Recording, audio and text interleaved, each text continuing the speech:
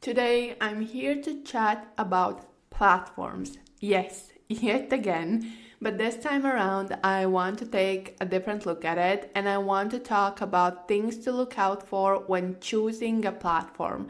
I want to talk about some specific features that are often overlooked just because, especially if you're just getting started, you don't really know what you need to look out for and what are the things that you might need. And often the information about these details are also not as straightforward and clear, so I want to bring some clarity to that. And if you haven't checked out my free platform guide just yet, make sure to check it out in the description. I will leave a link directly to it. It's a masterclass that goes through some of the key differences of different platforms and how to choose the best fit for you. Plus, I have also included the pros and cons of some of my favorites and some of the most popular platforms out there.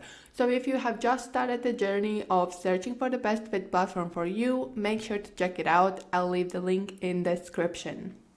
Okay, so the things I'm about to share are in no particular order. I have literally just been creating this list over time. And I feel like these are the things that often, as I already mentioned, are overlooked and you just dismiss them because you don't really know that you have to pay attention to these details and that it might be important. So first of all, and in my eyes, one of the most important things is a native video hosting. Now, what does that mean? If the platform has a native video hosting, like built-in video hosting, this means that you will be able to upload your videos directly on the platform and they will be brand aligned, they will look nice, they have their own video player, so this means that everything is aligned, everything will be a lot easier to manage. If the platform doesn't offer native video hosting, this means that you will have to upload your videos somewhere else first. For example, YouTube, Vimeo, Bunny.net is a popular video hosting as well. There are several issues why this is a problem, especially in my eyes. So as I mentioned, if there is a native video hosting on the platform, it's just a lot easier to manage. You don't have to worry about, for example, uploading video on YouTube, making sure that it's unlisted, and even when it's unlisted, it can still be easily shared with other people. Then when you embed the video on the platform, it will still give that YouTube vibe, right? Now you might be thinking, well, okay, I'm just not gonna use YouTube. I'm gonna use different platform like Vimeo. Vimeo adds in additional cost. It's gonna be like, I'm honestly not sure what is the pricing for Vimeo right now. It might be $20 to $30 maybe per month. And this is that additional cost that you can just pay more for the platform that will host native videos versus actually managing them on Vimeo. Plus, if you have more videos, if you need more gigabytes, you will need to pay more. And additionally, you're having your content on another platform yet again. So you have to manage two platforms instead of one. That being said, if you ever find yourself in the situation where the platform does not have built-in video hosting, Bunny.net video hosting might be the best bet to go. It is rather low price. It's safer to kind of have your videos there than uploading them on YouTube. Plus, it's a lot cheaper than Vimeo. So if you find yourself in a situation where the platform doesn't have this built-in video hosting, then that might be the option you want to go for. One of the reasons why I don't love ThriveCart Learn, which is a popular option amongst course creators, is the fact that they don't have built-in video hosting. And at least around a year ago, the creators of the platform said that it's additional expense on their end and they're not planning to add it. And this is one of the biggest red flags for any platform. So whenever somebody comes to me asking, why are you not offering, why you're not promoting ThriveCart Learn more, why you're not talking about it? Because I don't like it. They don't have native video hosting, and for me, it's one of the first things to look out for. Now, which platforms do have native video hosting? That would be, for example, Kajabi, Teachable, Thinkific, Circle. I believe even Skoll has it as well.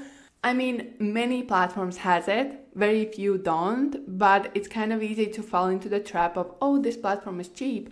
It's probably cheap because they don't have built-in video hosting. It will not always be the case, but that is something, that is how they attract you with that cheap price, because they don't have that expense of having video hosting. Honestly, I could stop here as well because this is one of the biggest topics that I wanted to cover, but obviously there are some other things to look out for as well. Another thing to pay attention to is what is included in each plan. If the platform is offering several different plans, you want to take a closer look, not only like jump for the cheapest plan and like figure it all out as you go, you want to take a look at what exact features are in the plan. Are those the features that you will need? And maybe you already know that you will need more than that, and see if the upgraded option is good for you, if that will work. Because often the initial offer, like the initial plan, is a lot cheaper, but it has very, very few features. And then the next plan, the next payment plan option is a lot higher.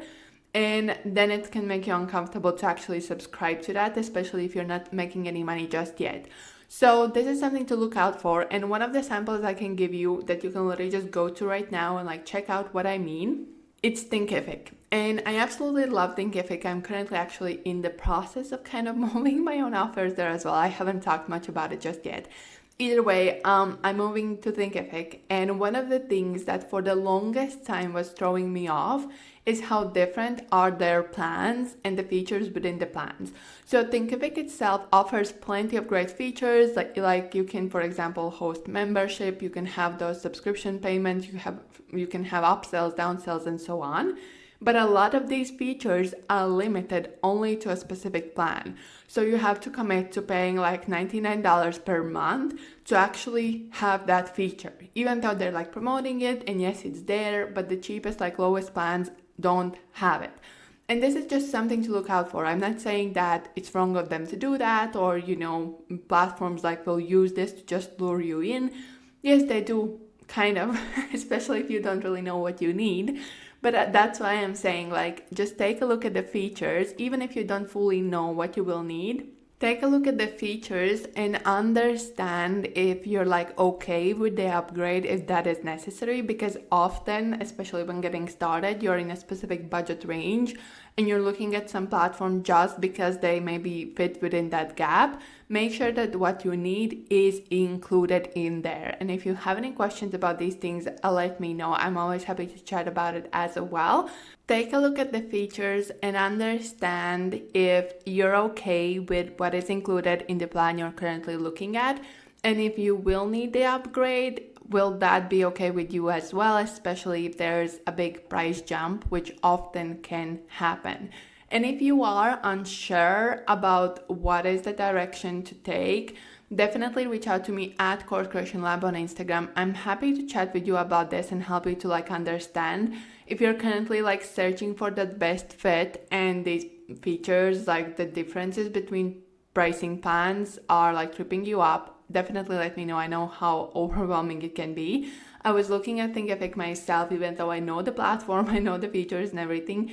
I was looking at their payment plans for forever until I understood how can I manage that and what it is that I will actually ultimately need. Now, another big one on the list is community space experience. Now, if you are interested in creating a community, or you want to create, for example, a community aspect, like a forum space for your product. For example, you're launching a course and you want to make sure that your audience has a group space to chat along with that. Many platforms offer community spaces. The same thing, Thinkific has it, Kajabi has it. Now, Teachable has it as well. Circle is community focused itself. So there are platforms, plenty of platforms, well, I would say most of them these days, that have community included. However, the community space experience can be very, very different. Now, I personally love, and if you look at all of them, I personally love Circle and Thinkific for the community the most.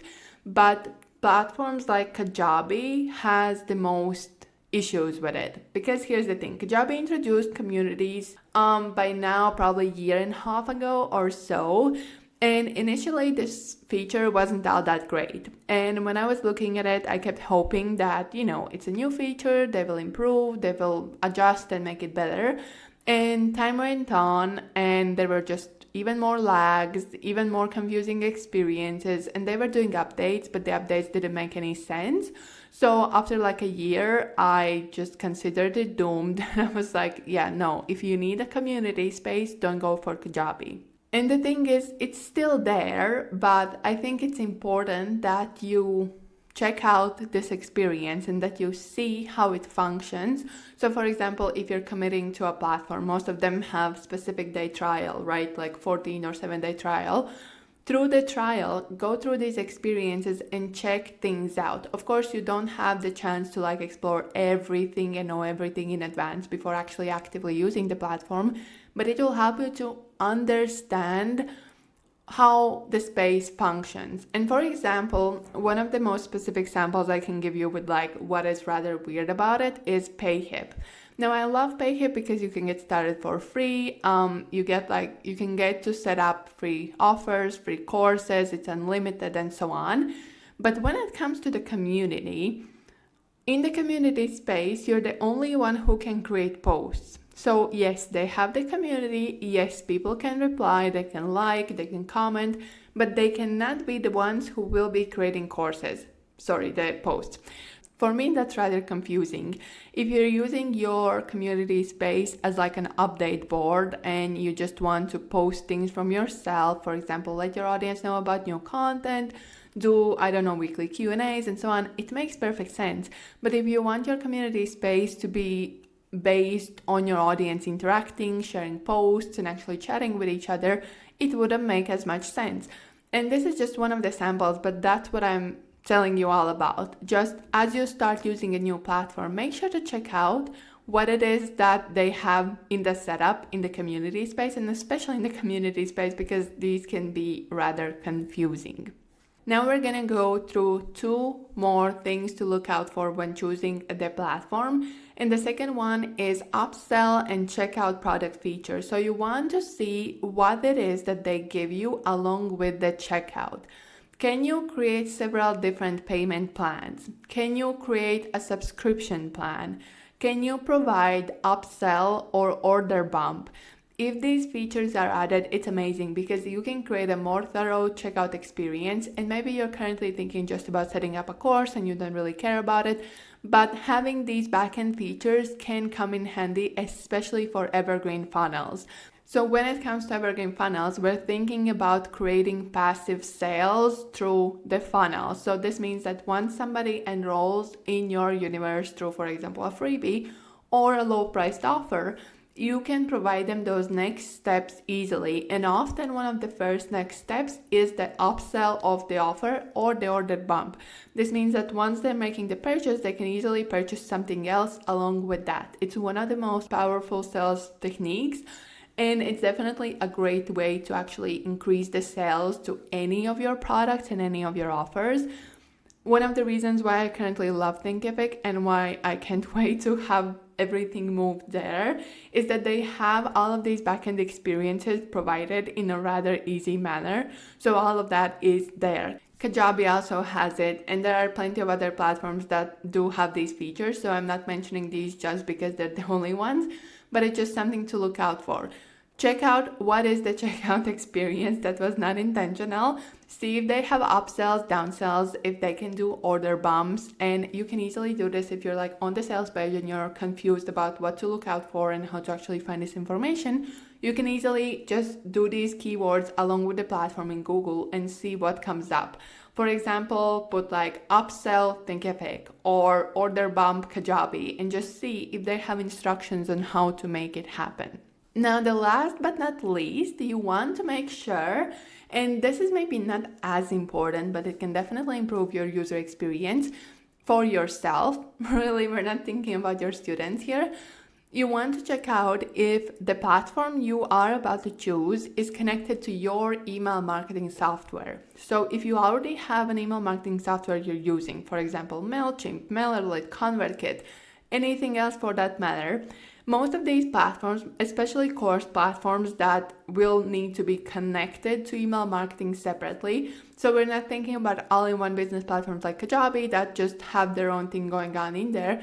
But if you're choosing a product platform and you want to connect it to email marketing so your audience get these automated emails and welcome sequences and so on, you want to make sure that this platform has easy integration with your existing email marketing software. So as I started saying, most of these platforms have a set of specific email marketing platforms they have direct integration with. Now, this will just mean that as you're there, you can easily connect directly to the platform of your choice and automatize this a lot easier.